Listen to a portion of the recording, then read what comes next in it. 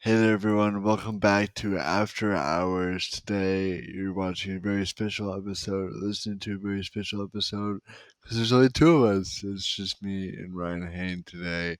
And with the NBA draft coming up in like the next week, 2 days ish, we Mhm. decided to do a quick podcast about, or to cover today, just some crazy happenings in sport draft history. And so the way that this works is we're just going to snake draft back and forth some draft misses that we have for each other. And this could either be a player falling late, a player we thought was going to be really good who simply wasn't, or someone overlooked, like probably the most obvious one that we'll just throw out the window from the beginning because you've heard about it 7,000 times, like Tom Brady. We're not talking about that today because that's obvious, but we wanted to go a little more in depth on some of the other ones that might not have been considered misses at the time or have played out just horribly moving forward, especially in lieu of some recent events. So, Ryan, with the first overall pick in the 2022 After Hours Draft Misses Draft, what is your choice? Um, I think I'm going to have to go NBA here. I'm gonna take Darko Milicic with the first overall pick. Um, this one, it's so bad. So this was the LeBron James draft. So obviously LeBron went number one overall. That worked out pretty well. And then number two, Darko Milicic. It was an interesting call for the Detroit Pistons. Um, I believe it was the year before they won the title, which is The kind of funny. the research department will look that up right now. Well, in the meantime, let me just read off the next three draft selections. Uh, this is great radio right here. Um, so we've got number three, Carmelo Anthony.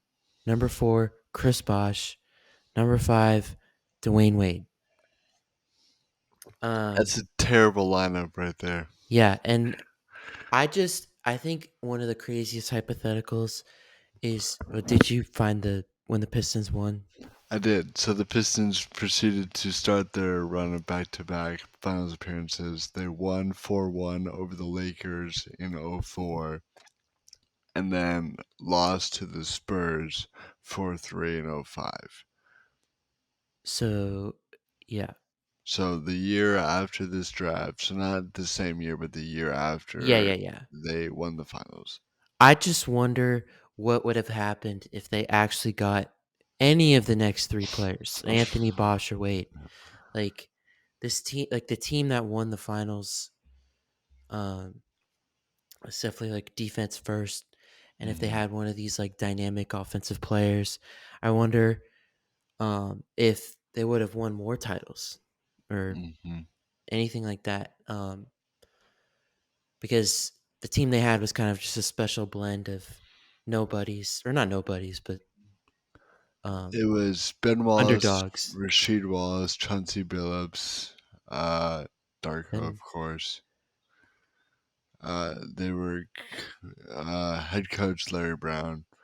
A yeah, good team, but like one of those teams that wins the title, and you're like, oh, I forgot they won the whole thing. but yeah, Darko Milicic, mind-boggling pick. Considering to put that team together, they had to have some major draft hits. Hmm. Just to have that one is it's not good. Anyway, Austin, you're That's a good next. one. Yes. At number two, uh, in lieu of Game 5 of the NBA Finals, or Game 4, I will be accepting Stephen Curry onto my team in the 2009, I believe it was, draft. Um, the misses here are Ricky Rubio and Johnny Flynn being taken before Curry, both to the Timberwolves. And apparently, I just saw this Twitter thread.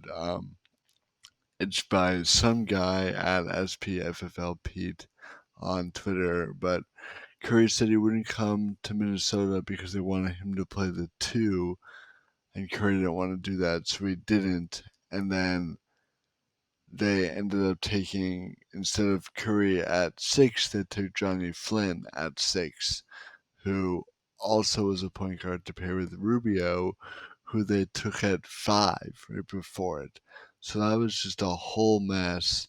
Flynn obviously did not pan out super well, but uh, I had always known Flynn over Curry. What I completely forgot until doing this research was they basically had two chances for him back to back and missed on both.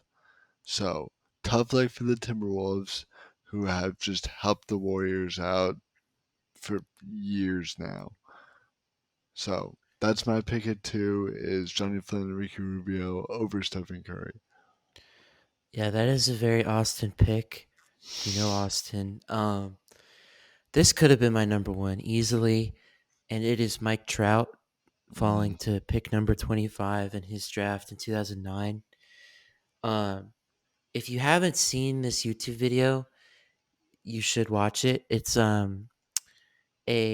like MLB Network, and it was the first year they had the draft live for people to watch, and they invited people, um, like the other drafts do, to come, and only one person showed up, and it was Mike Trout because he literally is from New Jersey, and um, MLB headquarters is in New York. So um, that one person that showed up, some random New Jersey high schooler, Mike Trout, um, had 24 people picked ahead of him, and 23 teams because the Angels had two picks. And I just have some kind of crazy stats. Well, okay, so the number one overall pick in that draft was Steven Strasburg. That turned out pretty well. Like his injury stuff is another conversation, but he lived up to expectations, I would say. Um, and then Zach Wheeler is in that draft, Mike Miner, Mike Leake, all capable starting pitchers. But lots of mics. Holy cats. yeah, wait, I have this stat put right here. Okay, so by WAR, Trout has been worth nearly twice as much as the five outfielders drafted ahead of him combined. And one of those guys is AJ Pollock, who's an all star. Um, he has also been worth more than the combined efforts of the first 39 other outfielders selected in 2009, a total that includes 21 career WAR from Jason Kipnis. And if you exclude Kipnis, Trout is more valuable by WAR than every other outfielder taken in the first 19 rounds combined. Holy Um, crap. so safe to say that that was a miss by the 23 other teams ahead of him. You know what's funny? Just looking at this right now, it's convenient how many amazing names are in this draft. Number one, greatest baseball player of all time, Nolan Arenado is in the draft.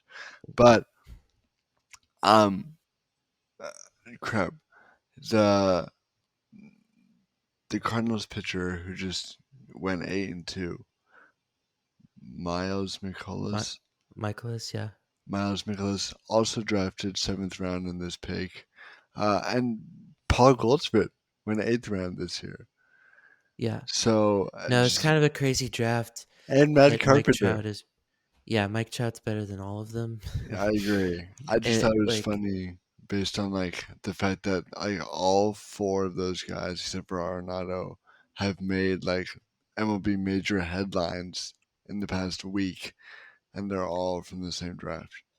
yeah, and I mean, Austin, you can help me with this, but we can link that MLB Network video, and there's a Mhm. foolish baseball video. I haven't seen it in a while, so that's why I'm a little rusty on this topic. But it's every guy drafted before Mike Trout in their whole career. It's so good. Um, yeah, Yes, but that now It's your The, pick. those will be linked below in the description or the show notes. It's my alarm to record this. In the description or the show notes, depending on which platform you're watching on. Um, I will stick with the NBA because that's where most of my research was. And also in lieu of the NBA Finals, I would like to talk about what I will refer to here on out as the Danny Ainge steak slap across the face. So, Danny Ainge, I believe it's 2015, I don't know, it's wherever year Jason Tatum got drafted. Should have done better research. I believe it's the 2017 draft. The Celtics have the number one overall pick, and the Sixers have the number three overall pick. And not only did the Celtics get the guy they would have taken at one at three, but they trade down, and the two guys that go before Tatum are not as high caliber as Tatum is. And so you look at that draft, Fultz goes one, Ball goes two.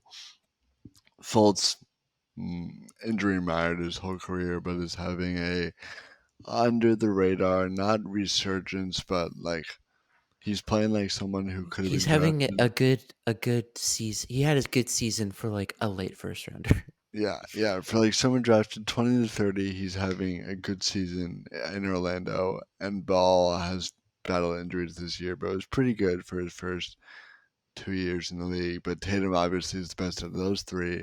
And not only did Ainge get him as like two guys just missing before him, he traded down for him.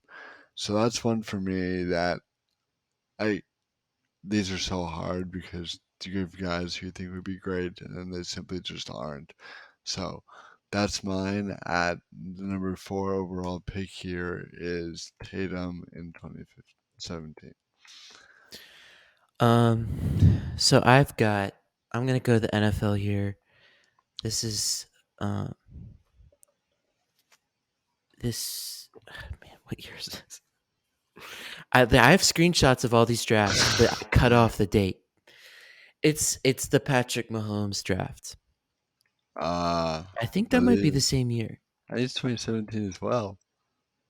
It's Anyway, 2017 NFL draft. yeah. So Miles Garrett was taken number one overall. That's understandable. He's, I mean, he's one of the best players in the league. I would think. Definitely Top like, five edge rusher for sure. yeah. And then this is where it gets a little interesting. So originally, the 49ers had the second overall pick.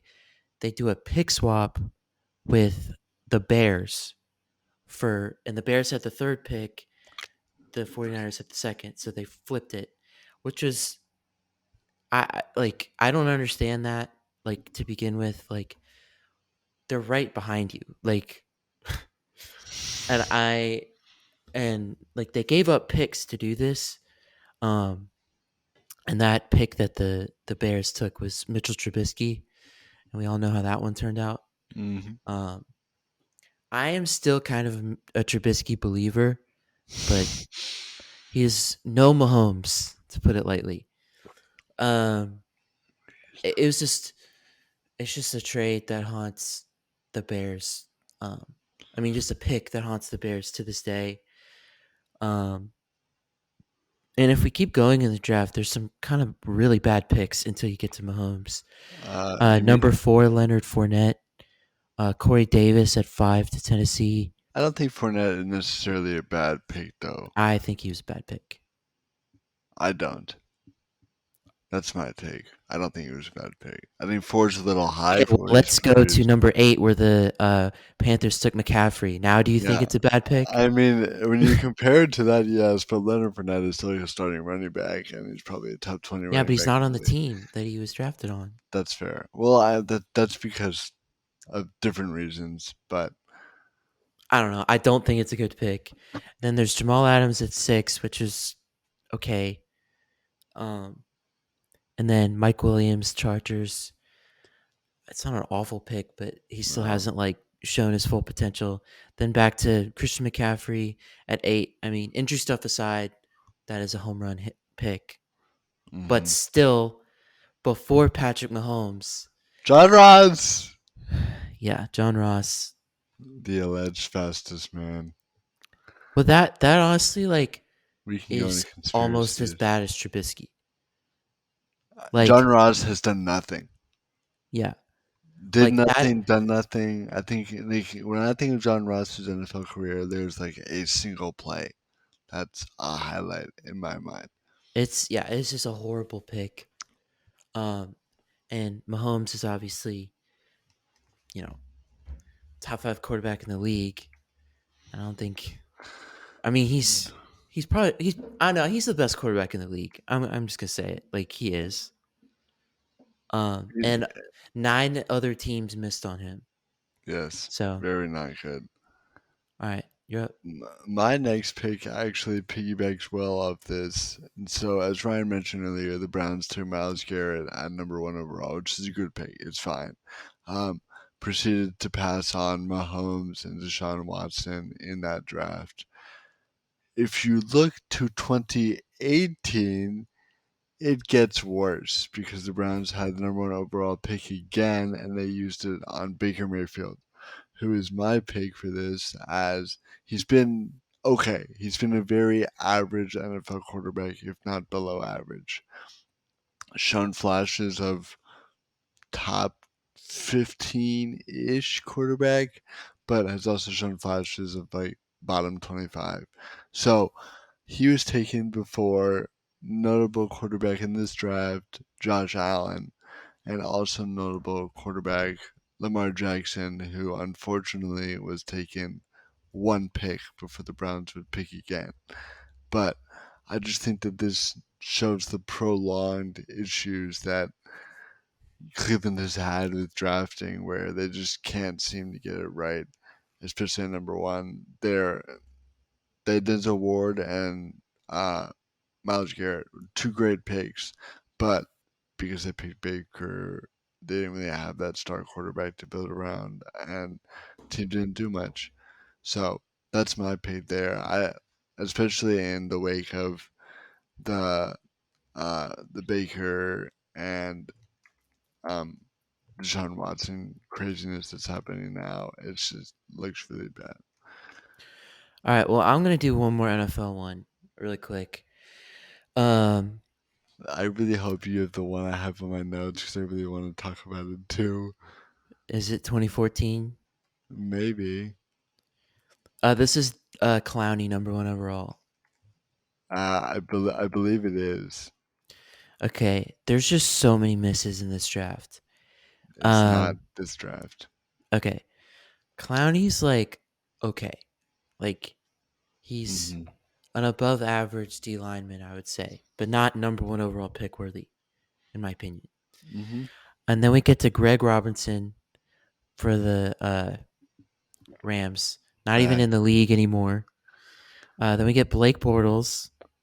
I I will say one thing here before we move on, which is I'm not gonna argue for Blake Bortles. All I'm gonna say is the Jags are like 3 inches from being in the Super Bowl I know, with the best but team. you can like, You can attribute that to basically Blake Bortles not doing well, enough okay, well for those this isn't a teams. quarterback to miss.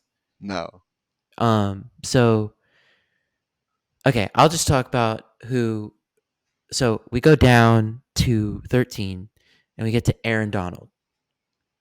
uh, Like easily going to be a Hall of Famer, best defensive player in the league, and I arguably mean, greatest. I would argue there are two acceptable picks before him, in borderline acceptable.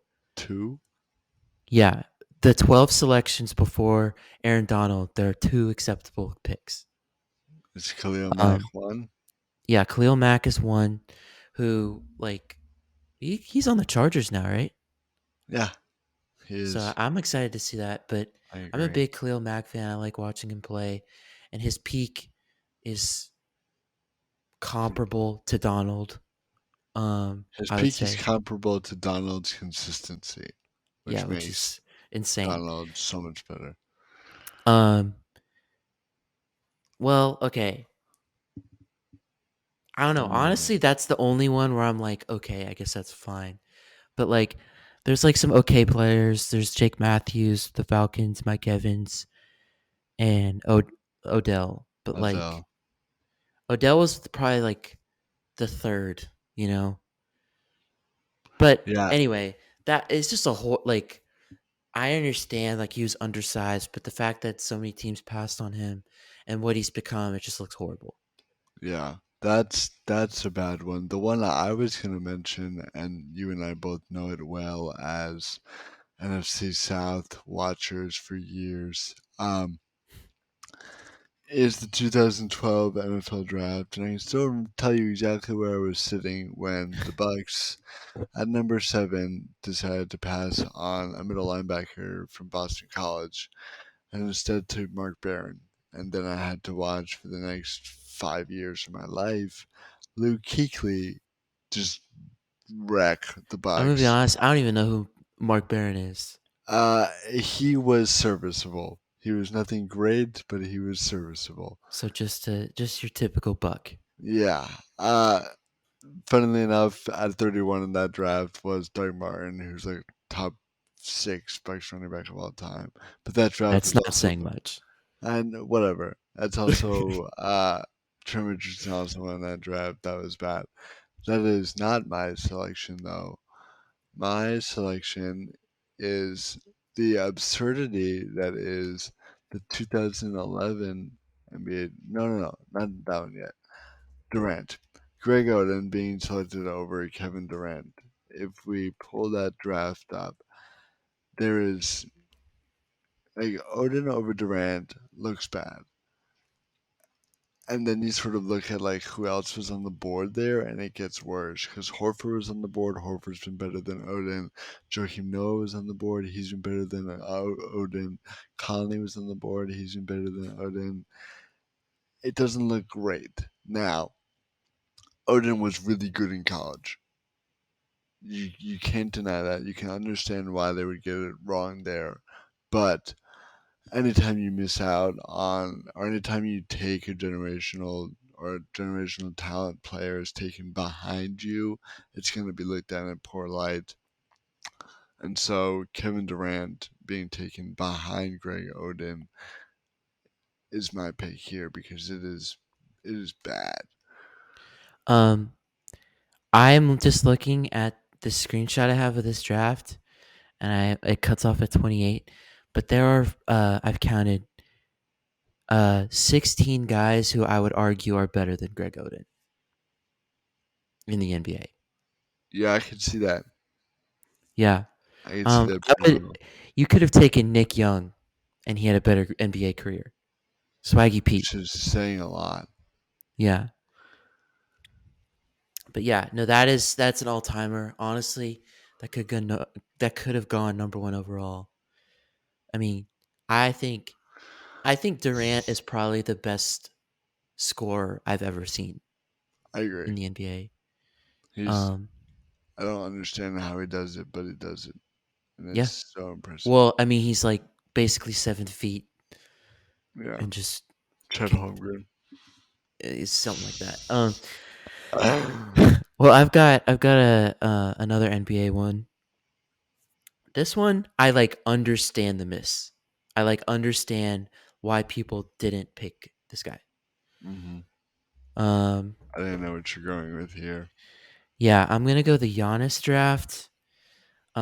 This is one where Anthony Bennett was taken number one overall. That is one where I remember exactly where I was. hmm Um, I still, I cannot believe the Cavs took him. Like again, this is another one where there's just like a lot of mid on here, but they're all better than Anthony Bennett. hmm Like this is one where quite literally every single one on here is better. You can Okay, make the case maybe for some okay. second rounders here are better than him. There's But only one pick that is not better than Anthony Bennett, and that is Lucas Nogueira. And I think I butchered that, but I honestly don't think he played in the NBA. I don't think so either. Well, he did. He played 141 games.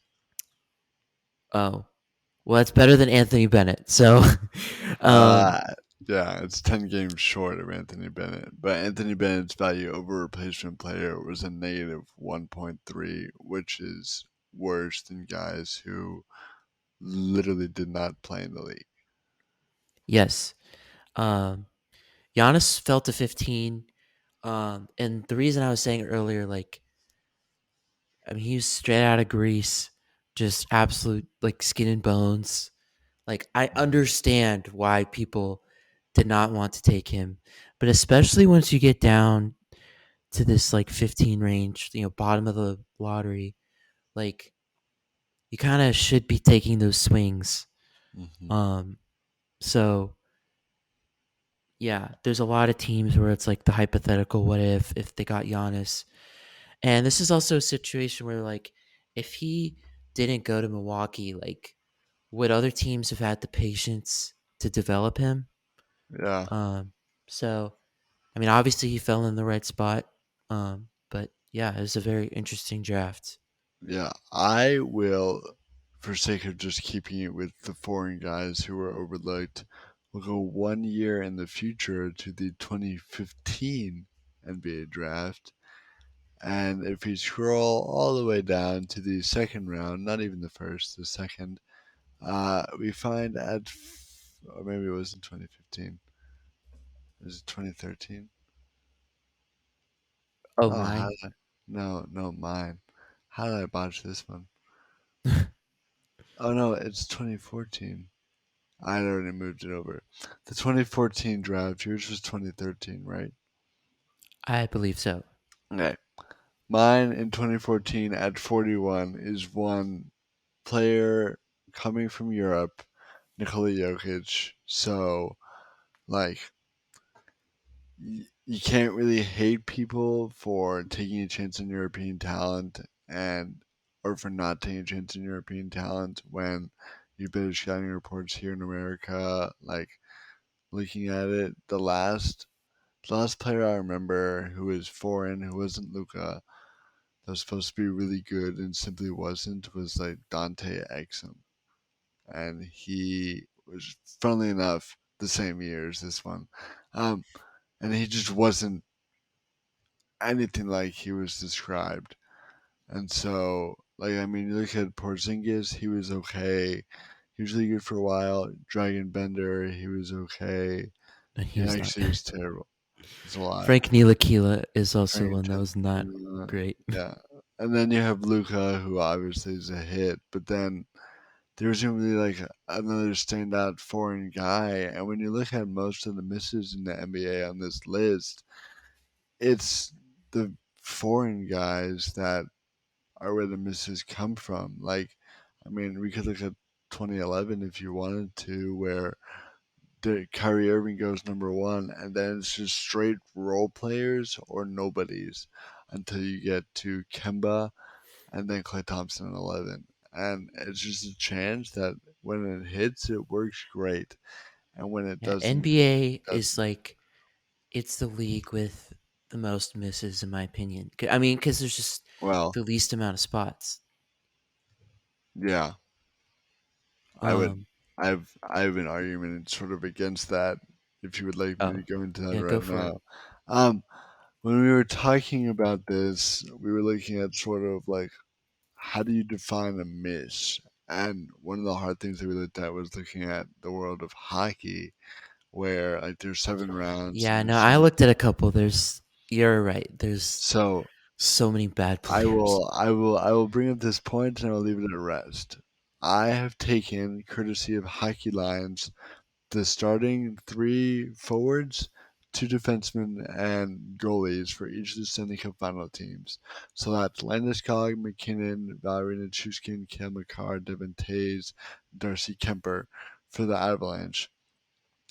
Landeskog was second overall, McKinnon number one overall, Nichushkin 10, Makar was 4, Tays was 108, Kemper was 161 for a total of 286 combined across those six guys starting the Stanley Cup. And then when you look at the Lightning, they're obviously Steven Stamkos went number one, Victor Hedman went number two, but like one of the best players on the team in this postseason has been Andre Palat, who went 208th. Nikita Kucherov, who you could argue is like one of the best players in the league, top five pretty much every year, went 58th. They're starting Jan Ruda, who was undrafted in like a 9 round draft. And then Veselowski at 19 for a total of 288 plus an undrafted free agent.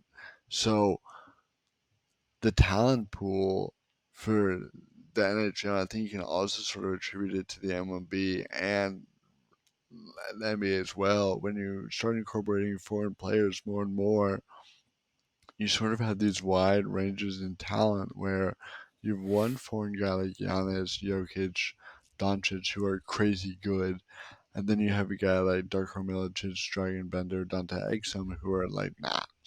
And that's the risk you take. And so I think it's just really interesting to see. And if you want a fun question, go figure out on your own.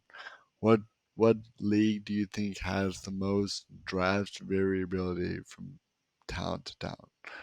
Best chance for miss. So, Ryan, Yeah. sorry for that point. I'll throw it back It's over to okay. you. So I've got one more pick.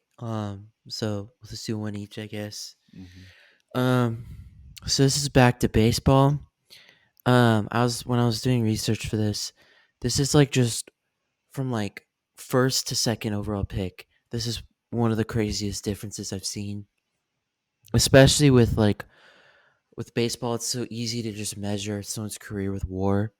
Hmm. So in the 2004 MLB draft, the Padres selected Matt Bush, number one overall. I'm sure you've never heard of this guy before.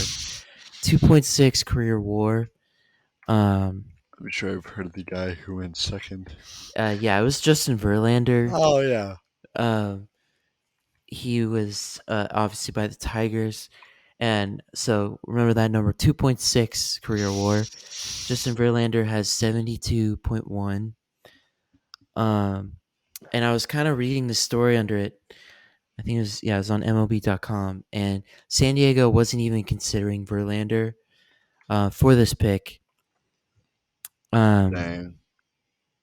yeah, That's it was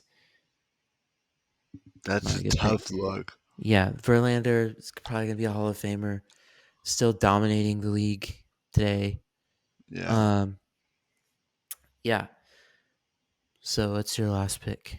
My last one, I would like to. This probably is against the rules, but we're gonna revisit it. Um, we're gonna go back to 2009 draft because Minnesota screwed up at 5 and 6, picking Rubio over Flynn. But we also need to talk about Memphis at 2, picking Hashim Tabit over James Harden and Tyreek Evans. And then, of course, Steph Curry, DeMar DeRozan's also on the board there. Drew Holiday's on the board there. Ty Lawson's on the board there.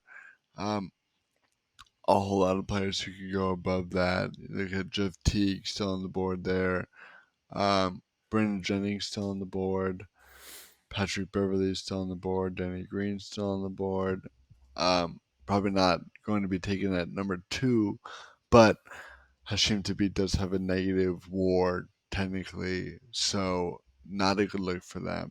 Um, but I just think that like so often when you look at that draft, you'd see Curry Flynn, that's where you go instead of Thabit over like the best point guard in that draft. If Curry isn't in it, is Harden, and he was also passed over. So that would be my final pick. Yeah, that's a good pick.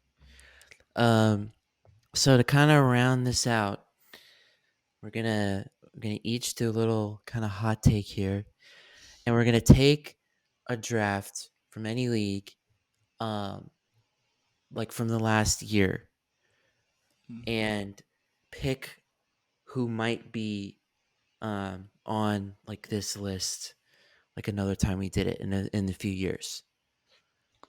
So I have mine. Do you want me to go first? Yes. So I went and looked at the 2021 NBA draft. So the this past season's rookies.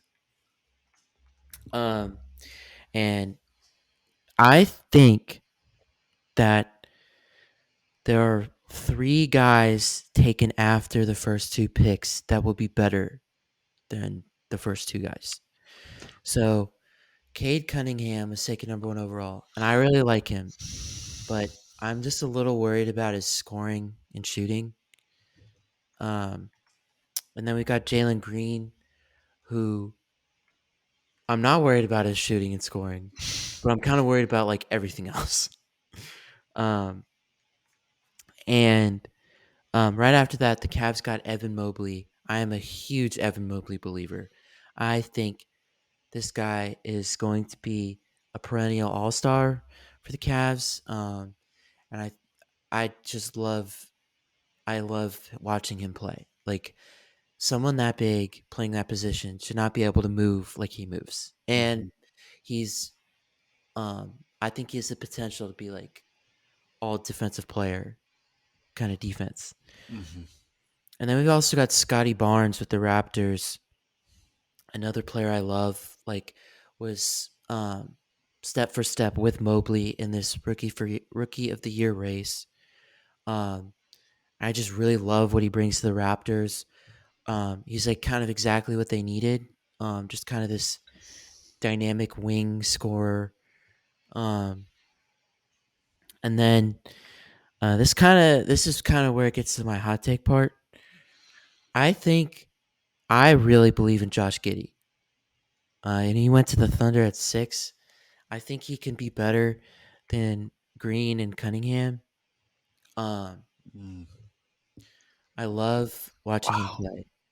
He's well, I kind of do and I kind of don't love watching him play. He's kind of when you first watch him, he's kind of ugly, Mhm, but like he like just makes things happen, you know?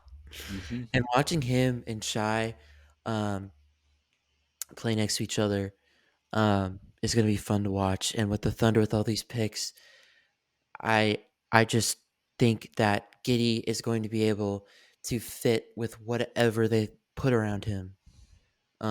You know, Yeah, so I agree. I think he's I think it was just the perfect pick for the Thunder. yeah, he's one of those guys where you sort of look at that pick and go, I understand why he would fall here. And I don't know Oh, if I remember when he was drafted, people were like bust, bust, bust. yeah. And It's I a mean, I didn't know enough about him to say anything, but everything I've seen, he's been incredible. yeah. Hey, I mean he's also on TikTok, but from what I've seen, he's a playmaker, he's got the vision, he's got most of the intangibles where you really want him, where you can develop more of those hard skills on the court. So I like that.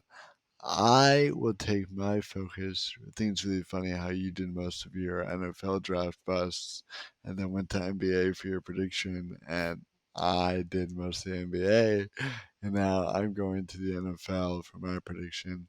Um, I think we talked going into this draft that this draft was super deep on wide receiver.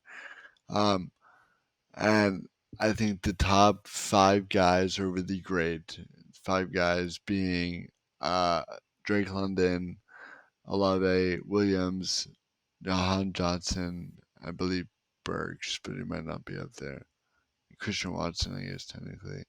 Um, Regardless, I think that come like 5 or 6 years from now, we'll look back on two misses from the draft of receivers who probably won't be like Julio Jones level, but will be pretty good. Might be viewed as like an Adam Thielen, a Stephon Diggs, those kind of guys. Um, the first one is taken at the 99th overall pick. He's out of Purdue to the Cleveland Browns. Got a chance to fight for that number 2 slot this year on that roster. It's David Bell. And he was overlooked in college. He really only had 1 year to produce because of the way the offense was set up. And he was behind Rondale Moore. He also played at Purdue, so like Can I that make kind a of really bad pun? yeah. He only had 1 year to produce. Oh my god. I Anyway, should, all right, keep uh, going. I think he'll be really good. I don't know if he will explode onto the scene year one, year two, but I think he'll be good. Probably will eat my words on that one. The other one though that I really like, and this is the part where it gets like very, very gutsy and ballsy, um, comes from the fifth round at pick 148, and it's Khalil Shakir to the Buffalo Bills. Crowded receiver room there with Diggs, Davis, McKenzie, Dawson Knox, Singletary, James Cook, all in there. But Shakir caught everything at Boise State and was two-time first-team All Mountain West, which isn't saying much, but it's still a big deal. He's 6 foot 190, so he's not huge, but he still sort of explodes well. He's like 10 months younger than I am, or older than I am, which is terrifying to think about. But um, I think he's really good. I think he'll be really good. I think Josh Allen throwing the ball make him be exceptional. So that's my sleeper picks: is Khalil Shakir to Buffalo and David Bell to Cleveland. Interesting picks. Um, yeah, so that'll do it for our interesting little hybrid episode here we did. Maybe we'll do more drafts in the future. We'll see. But let us know what you think in the comments. Um, and check us out at After Analytics pretty much on everything except Twitter, where it's Analytics Past 12. Also, use our link tree. It is so easy. You can see our YouTube everywhere Spotify's on, and the Podcast is rest of on. our not Spotify podcast, and all of our other social media. So check that out. Thanks for listening.